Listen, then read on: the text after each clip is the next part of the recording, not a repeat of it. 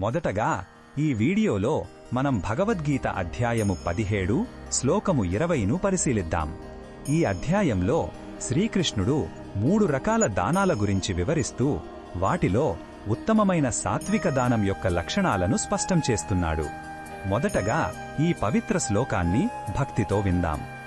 దాతవ్యమితి యద్దానం దీయతేనుపకారిణే దేశే కాలే చ పాత్రే చ తద్దానం సాత్వికం స్మృతం.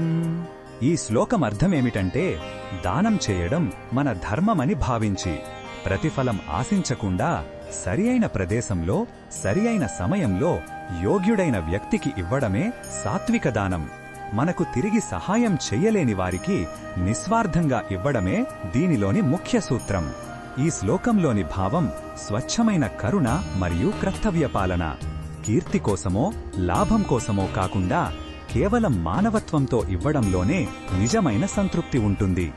మన దగ్గర ఉన్నది భగవంతుని ఆశీర్వాదంగా భావించి ఇతరులతో పంచుకోవడమే దీని సారాంశం. మరిన్ని భగవద్గీత శ్లోకాల అర్థాన్ని తెలుసుకోవాలంటే మా తదుపరి వీడియోలను తప్పకుండా చూడండి.